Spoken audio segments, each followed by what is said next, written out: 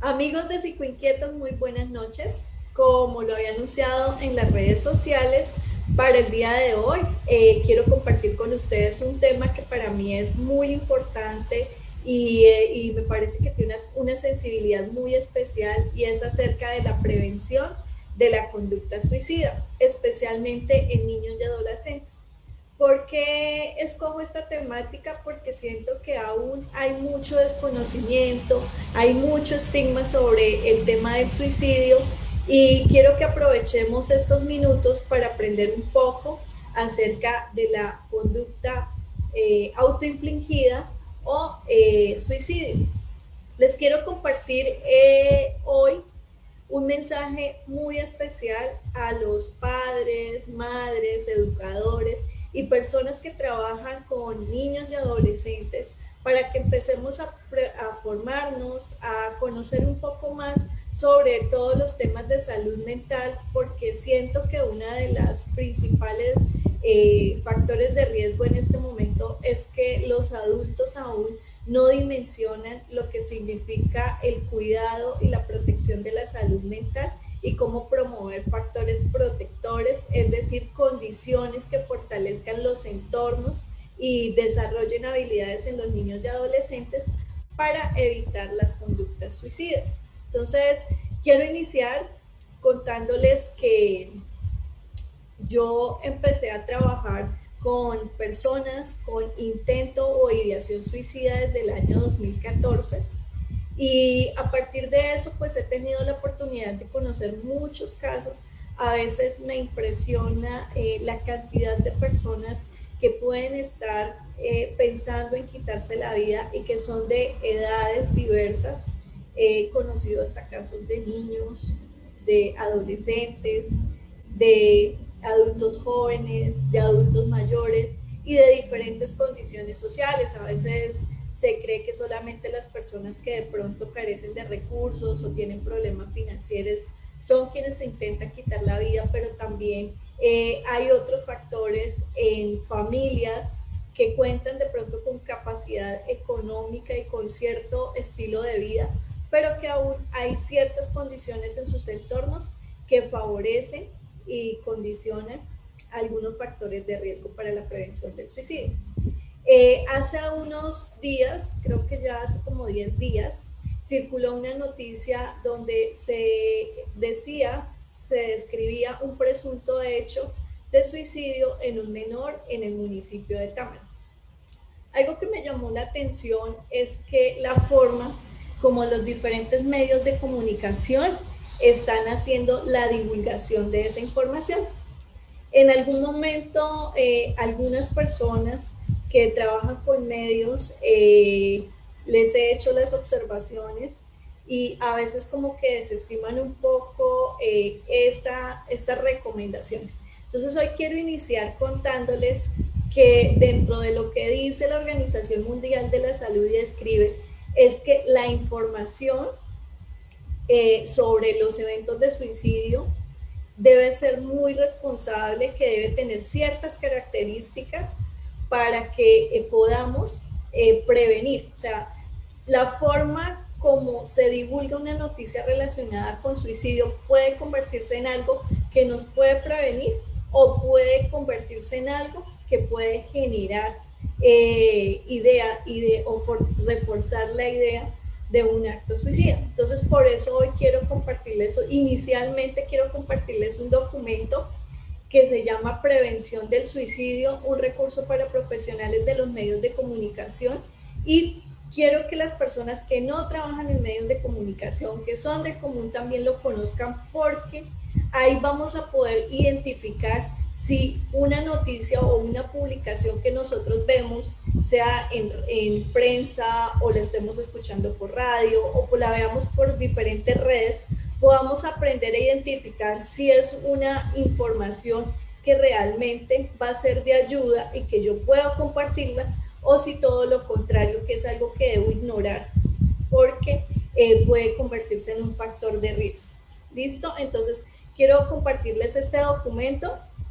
Este documento es un documento elaborado por la Organización Mundial de la Salud en el año 2017 y quiero que revisemos, mira, ahí dice prevención del suicidio, un recurso para los profesionales de los medios de comunicación. Entonces, pregunta, ¿por qué ustedes creen que la Organización Mundial de la Salud se toma el tiempo de hacer un documento sobre cómo divulgar eventos de suicidio en los medios de comunicación? Porque hay estudios que han identificado que efectivamente si una noticia de este tipo no se divulga de la manera correcta, bajo ciertas recomendaciones, criterios, se puede convertir en un factor de riesgo. Entonces aquí ya les voy a leer, dice referencia rápida, lo que se debe hacer. Entonces para las personas que en este momento están viendo este video, vamos a hacer lectura sobre estas recomendaciones. Entonces, si yo voy a divulgar o a compartir información relacionada correcta, tema de suicidio, o la veo, es importante que veamos lo siguiente. Primero, se recomienda que en toda publicación relacionada con suicidio nos digan dónde buscar ayuda. Es decir, no solamente se centre en describir un hecho o un acontecimiento. Otro aspecto es educar al público acerca de los datos sobre el suicidio y la prevención del suicidio sin difundir mitos.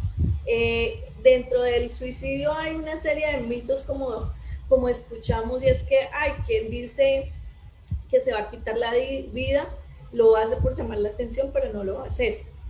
Eso es un mito y a veces es una idea que es equivocada y es errada, entonces para que lo tengamos en cuenta. Otro aspecto es, dice, informar sobre las maneras de hacer frente a eventos estresantes de la vida o a pensamientos suicidas y sobre formas de obtener ayuda. Cuando he tenido la oportunidad de hacer valoración a personas que están presentando depresión e ideación suicida, hay algo que es muy importante y es que estas personas generalmente se levantan pensando que la vida no tiene sentido, sienten que no tienen energía, no tienen ganas de hacer las cosas, y ese tipo de pensamientos, si son recurrentes en momentos, ahí dice momentos estresantes de la vida. En este momento, ¿qué situaciones están estresantes? El tema de estar aislados, de estar lejos de la familia, el perder un trabajo, crisis financieras, de pronto miedo, en algunos momentos hay personas que tienen mucho miedo a contagiarse, a que se enferme alguien de la familia. Entonces, si yo no cuento con los recursos, es decir, con las habilidades de afrontar estas situaciones, pues eso me convierte como en tener algunos factores de riesgo. Dice, tener mucho cuidado al informar sobre suicidios de celebridades, es decir, de personas que tienen cierto reconocimiento y cierta admiración del público, porque acuérdense que ahora por eso se llaman influencers, porque se han dado cuenta que una persona que tiene una serie de admiradores, o como lo denominan ahora, seguidores, tienden a imitar, y mucho más en la infancia y en la adolescencia, ellos tienden a trabajar mucho el tema de imitación. Entonces eso se convierte en un factor de riesgo. Tener cuidado al entrevistar a familiares o amigos que estén atravesando un duelo por haber perdido un ser querido. Se establece que uno de los factores de riesgos para tener conducta suicida es precisamente que dentro de mi entorno familiar o de manera muy cercana, es decir, un amigo, un vecino, mi compañero de colegio, se haya quitado la vida, porque eso me convierte en una persona en riesgo. Porque ¿qué significa? Que yo digo, si esta persona cercana a mí lo intentó, yo podría hacerlo. Si a ellos le funcionó, a mí también. Entonces eso se convierte en un riesgo.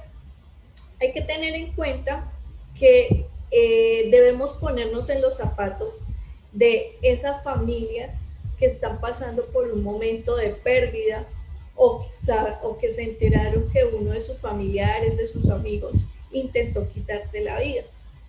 Entonces, ¿cómo se sentiría usted de pensar que su hijo, su esposa, su compañero, su amigo intentó quitarse la vida?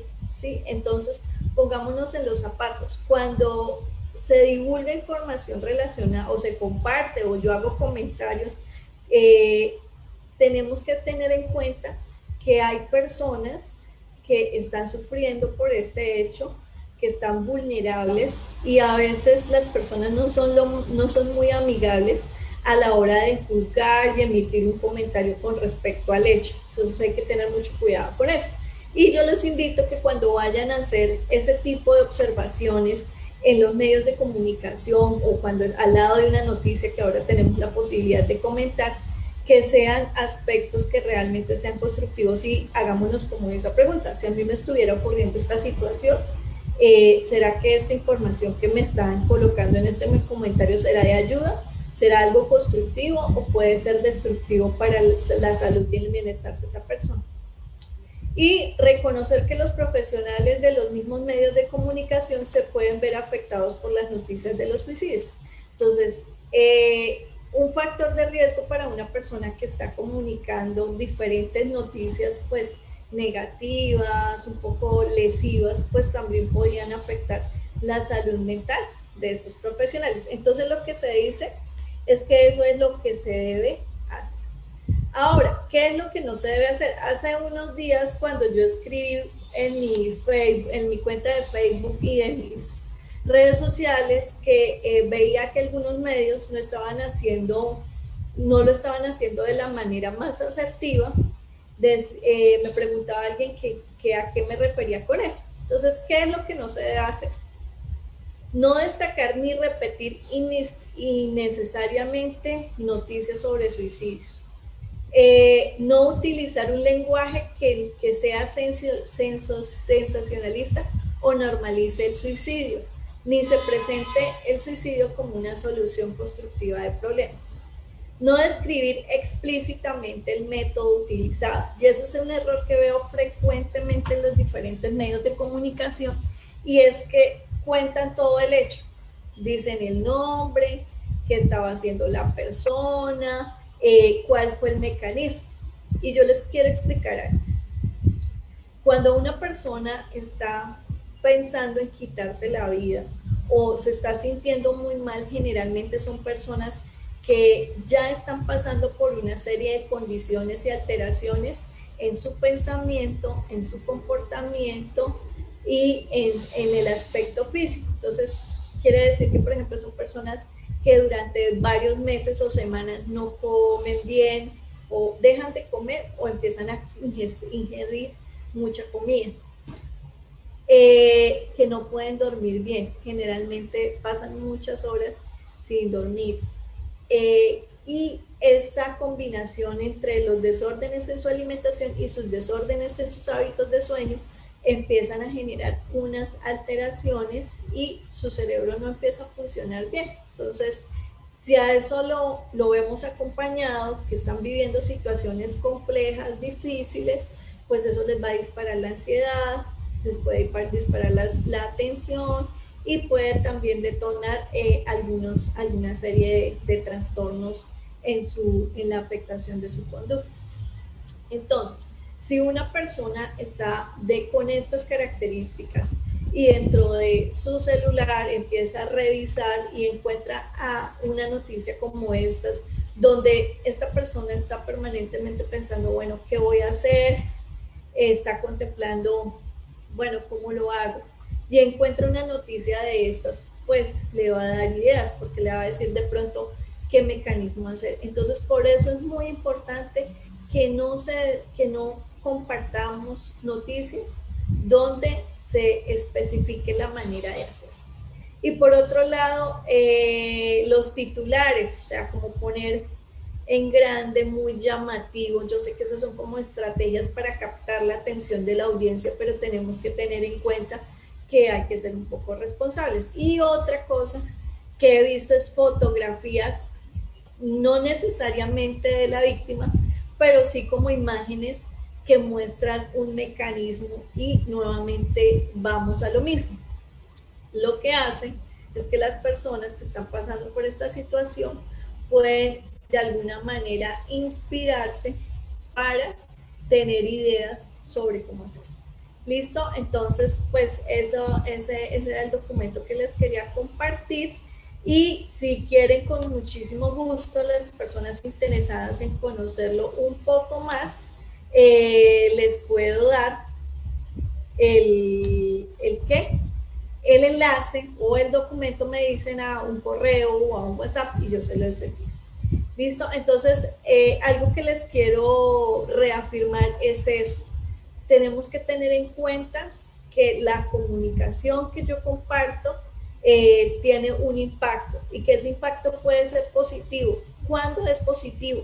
Cuando yo, por ejemplo, divulgo cuáles son las líneas de atención, estrategias para buscar ayuda, cuando le muestro a esa persona que está vulnerable, que expresa que se siente sensible, que puede contar conmigo. Sí, hay algo, y es que, y quiero dejarles esta reflexión a las personas que en este momento están conectados, y es que muchas de las personas que están pasando por estas situaciones sienten que nadie las escucha, que no cuentan con la atención suficiente o que son juzgados. Validemos la emoción.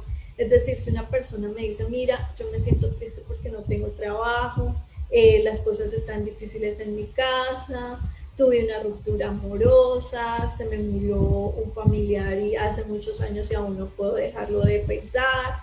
Bueno, una cantidad de circunstancias. Validemos la emoción. ¿Qué significa? Que le digamos, oye, te entiendo, te comprendo, te escucho, y podemos, no sé cómo resolver, ayudarte a resolver esta situación, pero busquemos ayuda, ¿sí? Porque a veces nosotros juzgamos, nos reímos, una persona nos dice, ay, la vida no tiene sentido, y yo le digo, no, usted es un bobo, es un cobarde, saque fuerza, saque ánimo. Y como se los explicaba muchas veces, empiezan a generarse unas reacciones en nuestro cuerpo que hacen que no esté funcionando bien. Y por eso es que las personas, muchas personas, cuando las he podido atender, me han dicho, yo quiero, pero realmente no tengo la fuerza. Y eso es algo, por eso es que a veces las personas requieren ayuda y medicación, porque hay algunas afectaciones en el sistema nervioso central que hacen que con el medicamento se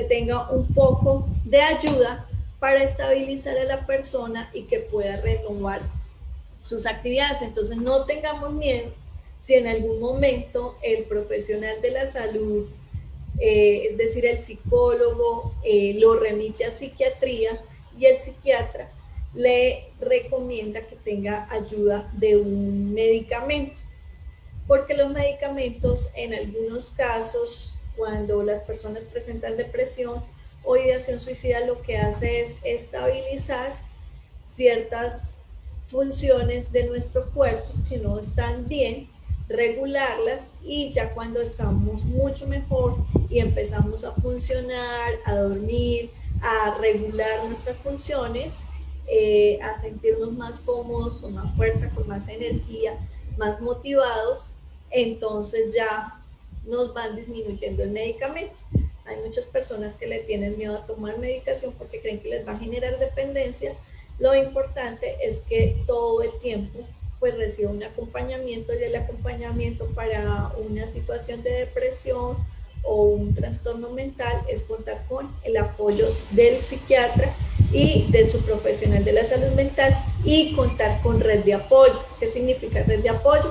Con una pareja, con amigos, con los hijos, con los padres, bueno, que existan personas que estén acompañando a este ser humano que está pasando por este proceso, para que cuente con ayuda. No sé, voy a revisar el Facebook si de pronto hay alguna pregunta, alguna inquietud, y los invito a que compartan esta información, y espero que la tengan en cuenta para que sean transmisores de esto, porque siento que parte del problema con salud mental es que no sacamos el tiempo para educarnos, para conocer un poco, y esa es la idea, que empecemos a educarnos y a conocer un poco más de cómo funciona nuestro cuerpo, nuestro cerebro, porque de eso se trata la salud, ¿sí? De entender este vehículo maravilloso que tenemos, cómo funciona, para cuidarlo, protegerlo, y que si en algún momento no está funcionando de la mejor manera, podamos ayudarle. Entonces, muchísimas gracias a las personas que se conectaron el día de hoy. Si les gustaría que continuara haciendo estas actividades, estoy atenta para que me sugieran temas, y pueden escribirme si quieren tener el material que compartimos el día de hoy. Muchísimas gracias y que tengan una feliz noche.